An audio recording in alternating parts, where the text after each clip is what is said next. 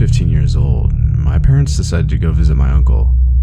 I didn't want to go. I wanted to stay home and hang out with my best friend Alex, since we lived in a quiet neighborhood and there was little crime happening there. My parents allowed me to stay home and have Alex over.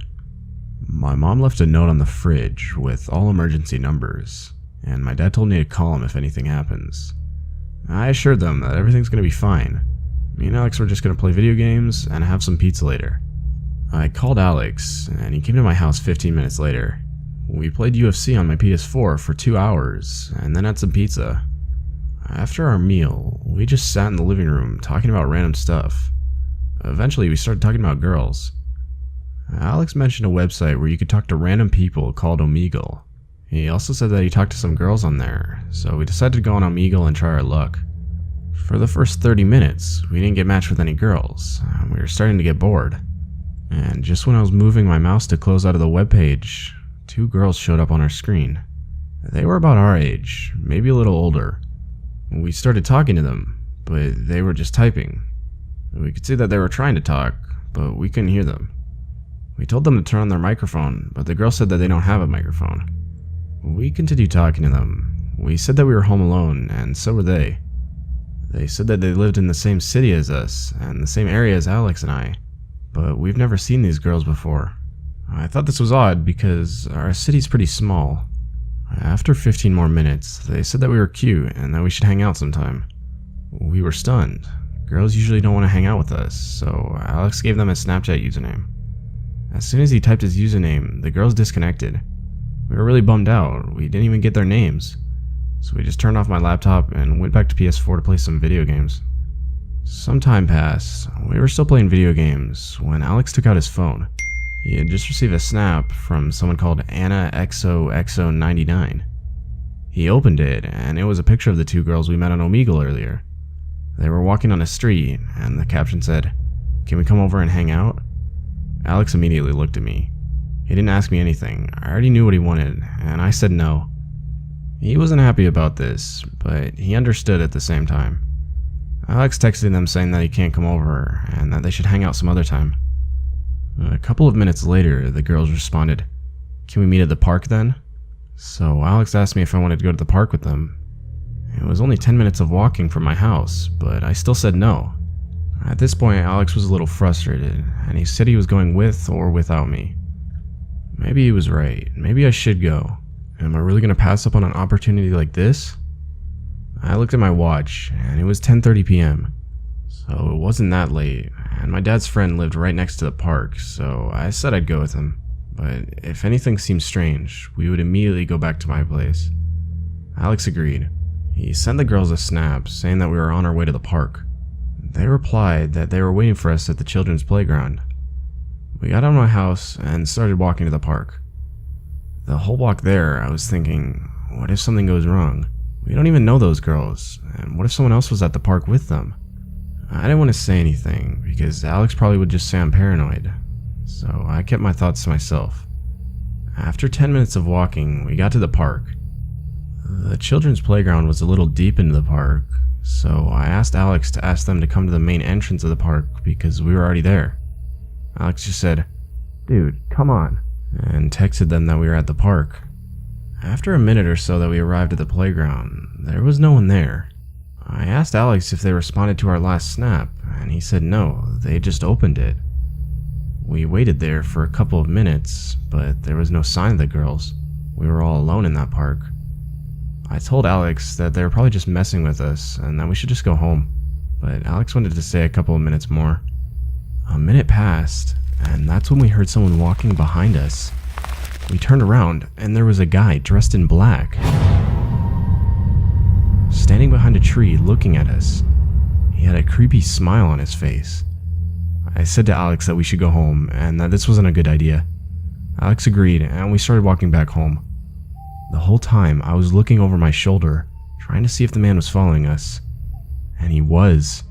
I told Alex, and we instantly started running. Just when we got to the park's entrance, the guy grabbed my hand and started screaming in some insane way. I was screaming and kicking, trying to get him to let go of my hand. I was calling Alex to help me, but he ran away. The guy started pulling me back into the park. I was screaming as loud as I could, and that's when I saw blue and red lights. The guy must have seen them too, because he immediately let go of my hand and ran deeper into the park.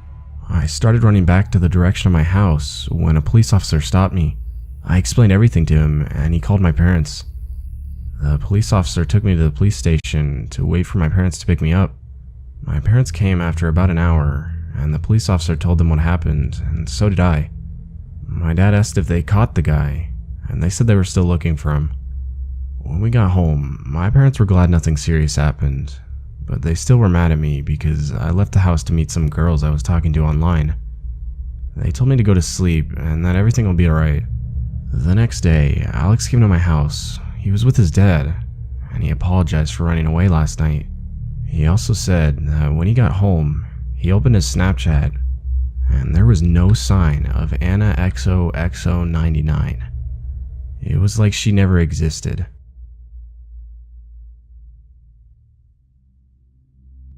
For some context, I'm a teenage male, and this happened when I was around 17 years old.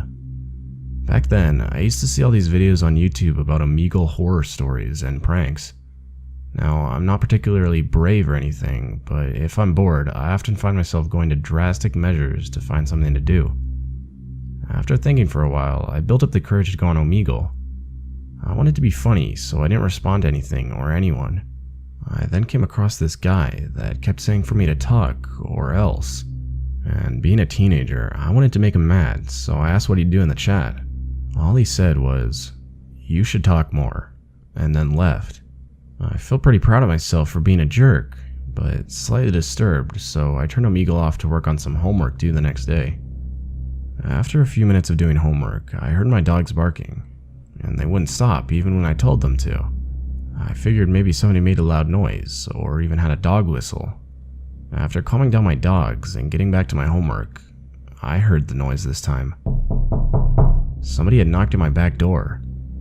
My back door is gated with a 4-foot fence and a lock. The only way somebody could get in is if they had a key or jumped it. After looking outside for about 10 minutes, I called my dad and told him everything. He told me that when he gets home, he'll look around. I accepted that because he's a doctor and he's got a lot of work to do. Half an hour passes, my dogs are outside, and that's when I hear a thump outside my door. I looked around, and there was a rock with a note stuck to it. After that, I heard my dogs barking at our driveway. The note read, "I know where you live. I've never been this scared in my life. I just feel lucky to have 3 dogs in my house at all times."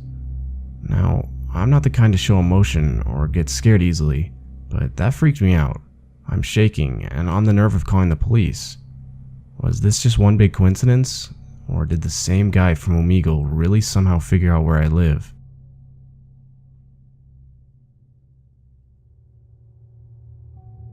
When my friends and I were 15 years old, we went on Omegle a lot. I'm sure most of you already know what Omegle is, but if not, it's a chat website that pairs you with a random person for a one-on-one conversation. You can disconnect and start a new chat with someone else at any time. At the time, the website was still in its prime and hosted around 150,000 people online at all times. We liked to mess with people and would completely make up who we were. We were young and had a bad sense of humor.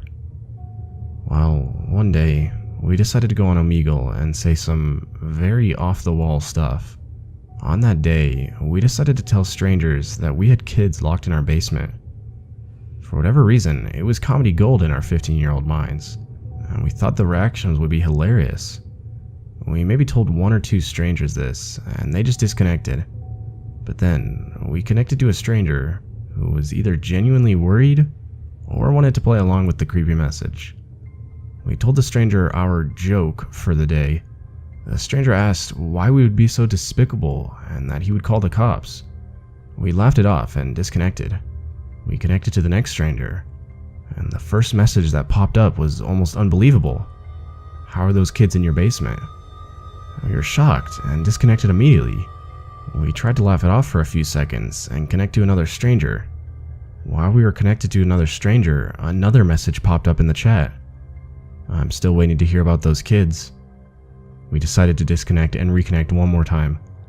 The last message this person sent was, I'm still here, and I'm still waiting for your answer."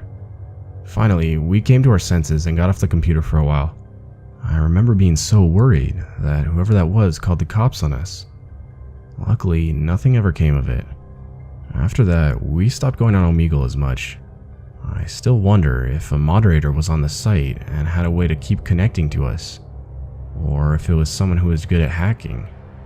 I'm sure what we told that person freaked them out as much as they freaked us out.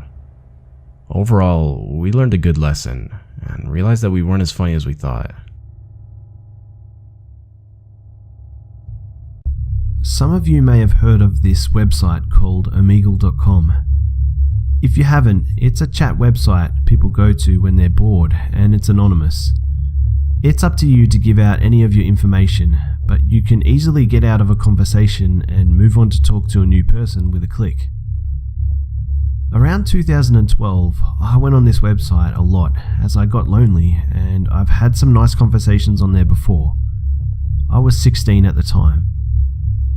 This is where I met Emily. She was this funny girl who was so easy to talk to, and right away I felt like we had been friends forever, so I gave her my Skype and all my details so that we could talk again. Pretty soon, we were talking all day, every day for a few months over Omegle. She said she was from Wales, which I thought was so cool. I've never met anyone from Wales. I thought she was the best friend I ever had. We talked about everything going on in our lives. She would tell me crazy stories about the things she'd done with her friends, and we'd talk about relatable girl stuff, and I would wake up to Photoshop pictures of us and cats and some bad pun written on it about us being best friends forever, or something stupid like that. We texted all the time, but I wanted to actually call her or video, but she told me she had gotten into an argument with her stepdad recently, and he threw her laptop at the wall and it broke the camera. Right, well, I thought maybe she can text on Skype and I'll be on video and voice just so she can see me. Why not, right? When we did, she wouldn't stop going on about how jealous she was of me and told me to stop being so beautiful, and it flattered me. I thought she was gorgeous in her pictures, and it was silly of her to be jealous of me at all. Emily was kind of a clingy kind of girl, as she wanted my attention all the time and would get upset if I fell asleep or didn't respond fast enough. She also started making strange comments about her body, like saying how she thinks she has an ugly vagina and is worried about it, and called it a coin slot. And she'd asked if I'd look at it and tell her if it's weird, for which I would just tell her I'm sure it's fine, don't worry about it. She said, "I bet yours has sparkles and magic." I could feel she was trying to get a picture of me. I didn't do it. I changed the subject. Emily would talk about the guy that works at her market and how she had a big crush on him, but was too awkward to say anything. I encouraged her through that time to talk to him, and eventually she got the nerve and asked him out.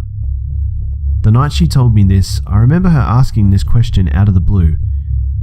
"If I was a guy, what name do you think I'd have?" Suddenly, I had this sinking feeling inside reading this, as I realized I never heard her voice or saw her in a video. She could actually be a guy this whole time. Could she though? Nah, she's just trying to scare me. She tries to get reactions all the time, and her photos add up to everything she talks about. I've got nothing to worry about, right? I decided to join in. John? Oh, I was hoping you would say Jacob. That's weird. But once again, I thought she was just being her weird self, and we moved on to talking about other things. I did tell her she almost scared me though, and she laughed and apologized. One night comes along, and we're talking as normal. She asked me what state I lived in. I told her because I thought maybe she wanted to see what it looked like compared to where she lives on Google or something. Then she goes, "You're only 500 miles from me." I say, "No, you're not."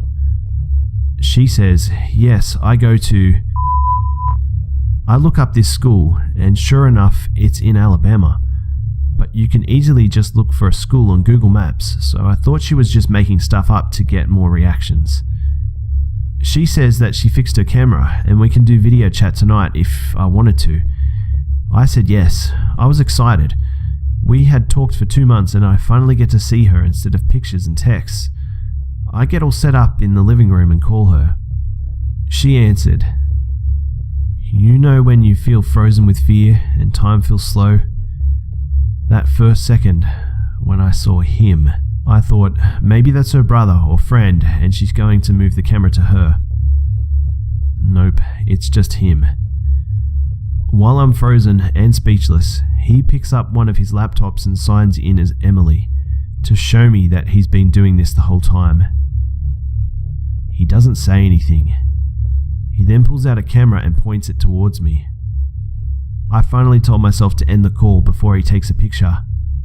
Why did he take his camera out? I don't know, but I try to process everything while my heart is pounding, and even though he may not be near me physically, it was still very creepy and disturbing to me. I pulled myself together and decided to try and get some answers. I wrote him a simple "why?" and he says, "I was dared to by my friends to pretend I was a girl on Omegle, but I thought you were really cool, so I kept it up. I stopped talking to the other guys though. I just wanted to keep talking to you." Guess what his name was? Jacob. He was 21 and he's from Alabama. I couldn't understand how he kept up with his fake life of Emily every day and even had pictures to make it all seem so legitimate. It was almost like Emily was real and died that night. This girl in these pictures, who were they? The strange thing is, sometimes I feel like she's still out there, but I know she doesn't exist. I'm a very young female in the 6th grade. I was naive and stupid. I kind of still am, so please don't leave me a lecture about internet safety.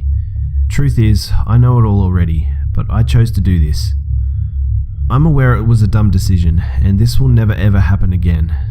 Okay, so let's begin. I was bored over this past winter vacation, and was on the tablet I got for Christmas along with a Bluetooth keyboard. But I didn't want to go to sleep. I remember recalling watching many prank videos on YouTube on this site called Omegle. If you don't know what Omegle is, it's a free website with a safe PG version for 13-plus-year-olds and another inappropriate version for inappropriate purposes.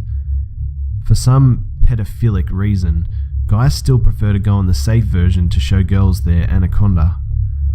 This site keeps you anonymous for safety purposes and doesn't recommend you give out personal information.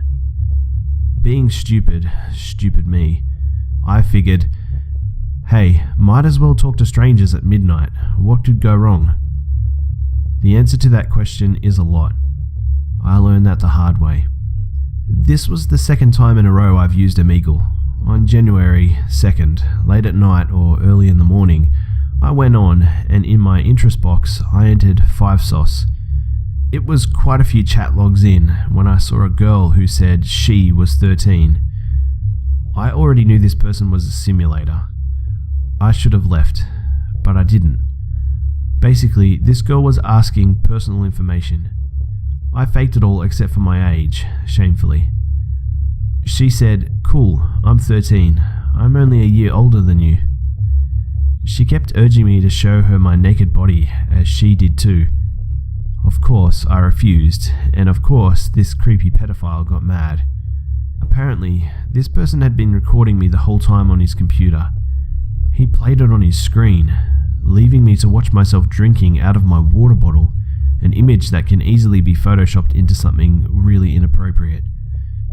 I remember watching it and telling him that he was sick, to which he simply responded no. Being the smartest person in the world, I didn't leave the freaking chat. Instead, I got my phone, continued making talk with him, and recorded him threatening me. He told me that if I didn't show myself indecently, he'd take the recordings and edit it in an inappropriate video. When I said no, he told me I had 2 choices. 1, to show myself nude, or 2, to relieve his bathroom fetish. Because I didn't respond, he thought I didn't know what it was, and so he told me. I didn't respond once again. So he left, leaving me with the message, "I guess you made your choice then. Bye." At first, I thought absolutely nothing of it, telling myself, he's not smart enough to do that. But the more I thought about it, the more I freaked out. I cried silently as I didn't want my dad and his friend to hear me next door in his room. I posted the videos on my private Instagram that I wasn't allowed to have, my only followers being people from my school that I knew. I asked for help. Luckily, only a small amount of people were online, like 2, so I spared myself some embarrassment at school, as only one person from there saw it. The other was my 13-year-old stepsister. Val, the girl who saw it, took a screenshot of it and messaged me, asking what was wrong. I told her, and she said I should call the police. Hesitantly, unfortunately, I had to call the police. The dispatcher was very nice, but when the police came, the lady that was there was not. She lectured me, and then she left. She said she was unable to make an arrest as I was allowing him to do this to me, like I wanted it or something. Of course, I showed them the videos. My dad said he was disappointed, and long story short, I was grounded from everything. I barely just got my tablet on Easter after 83 days. My phone and broken iPod are still taken away. I hate Omegle. Number 1. A year or 2 ago, I was one of those guys that went on Omegle looking for sex. So yeah, I was a bit of a creeper. I used to chat and then talk on emails and kick, normally ending in sexting or something like that. I made sure that they were always under 16, as I was 15 at the time. 16 is legal where I am, and I avoided getting others in trouble. One day, I found someone on Kik, and we kicked it off, pardon the pun, and we chatted a lot. I found out she was from where I lived, and I was overjoyed at this point. At that time, she told me she was 22, or around that age. Now, I think I may have been the biggest retard possible, and I said I was 16. We talked about meeting for a while, and one day she talked about sex. Now, I never used to send anything except shirtless, which to be honest isn't impressive at all, for obvious reasons. This time, I did decide to send more private pics. I got pics back and it looked pretty genuine, so we kept going on. We chatted more, and one day she dropped a bombshell. She said she was actually in a relationship, but they were looking at a threesome. Now, as a horny teenager, I took whatever I could get and said okay.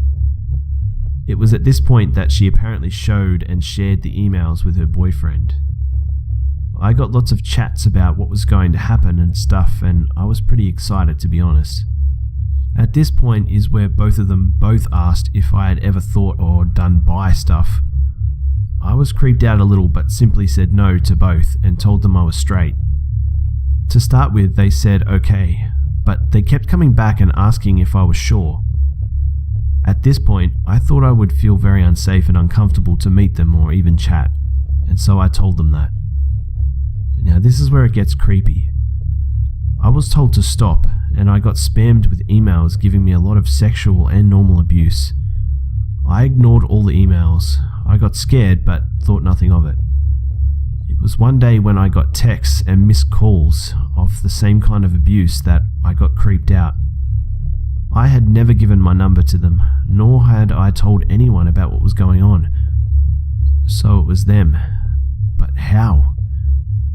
I got texts saying that they were going to send my photo to my parents, post it to all my friends if I didn't do what they asked. I was petrified. I was going to phone the police, but I thought I could get in a lot of trouble for that. I asked what they wanted. Then I found out that it was most definitely a single guy this whole time. He said if I didn't perform gay sex on him, then he would do what he threatened. At this point I said, "I'm underage, I'll have you arrested for child pornography." He didn't believe me. I also mentioned it was blackmail. He then threatened to hurt me, to which I replied, "You don't know where I live." He then told me a road which I lived on. I claimed he was wrong, but he wasn't persuaded. I ignored everything for a good month. I purposefully took long routes home from school and never went out by myself, ever. I locked everything in my house when I was by myself. I deleted my email, chopped up my SIM card, and made sure I never had long hair again so he wouldn't recognize me. I lived in fear for around half a year before I got over it. I only told a handful of close friends for safety. It just shows you can't trust anyone online, and it's not wise to be on there for the purpose I was on there for, especially when you're underage. No one really understands just how dangerous social media can be. It really is such a different world where anyone can be whoever they want. I was 16 years old at the time that this story happened. I was always on MySpace, you know, typical teenager stuff. I'd get a few messages here and there. There was this one kid though who would constantly send me messages. I would reply sometimes, typical hello, what's up, that kind of thing. I thought nothing of it. One day me and my friend, let's call her Hannah, was walking around the city, per usual. We had stopped in this complex building that was near my house just to take a break. We were sitting on the stairs when some guy came up behind us and said to Hannah, "Hey, do you have a lighter?" She says no, and he walks away. Then about 15 minutes later, he comes back and then just stood behind me. I start to see in my peripheral vision a hand movement. So I turned a little more around, and I saw his hand in his pants moving up and down while facing me. My heart instantly went into my stomach. I started writing on my phone in a text to Hannah, and I said that I think he's touching himself. We both felt stuck. He then sat down next to Hannah, and he was so close he was actually touching her arm. I pretended to be on the phone so that maybe he would leave. He looks at Hannah, then goes, "Is her name Nadia?" Hannah was instantly scared, and she then blurted out, "Ask her yourself." But I was still pretending to be on the phone. About 5 minutes later, the security guard had walked around and had then said hello to us, then talked to the kid. Let's call him Antonio. "Hey, what's up, Antonio? You hanging with these ladies tonight?" I knew that help had to be written all over my face. Why can't he see it? The security guard then says, "Well, if I hear of 2 white girls that go missing, I guess I know who to call." At this point, I'm starting to feel more sick than I already did. The security guard then left, and yet Hannah and I are still sitting there feeling more stuck than ever. A few minutes later after this, one of his friends comes along and then says, "Wanna come inside?" I finally have enough energy to say no, and that I have to go meet up with my cousin. As we start to stand up, Antonio's friend stands up in front of me and then says, "Come on, just for a little bit." I said no, and then me and Hannah started walking towards the exit, as my house is right up the hill. And what do you know? They both start following us. We get inside this tunnel, and Hannah says to take off your shoes so that we can run, and that we don't want them hearing where we go. So there we are barefoot, now running like our lives depended on it. We get onto my street, run up to my house, go into the back hallway. It was actually so quiet, all I could hear was myself trying to catch my breath and my heart just beating in my ears. I started looking at Hannah scared, just hiding behind a wall staring at the glass door, waiting to see if someone would pop up. We did eventually calm each other down. I thought everything was over until the next morning when I logged into MySpace. I had a message from him that then said, "I just want you to know I know what house you live in," with my street name listed. I then blocked him on MySpace, and I never logged past that complex ever again. A few weeks later, I actually found out that he was in jail, and from what I know now at 25 years old, he's still in jail. I can only imagine what he did, but I just really hope to never run into him. Well, again that is.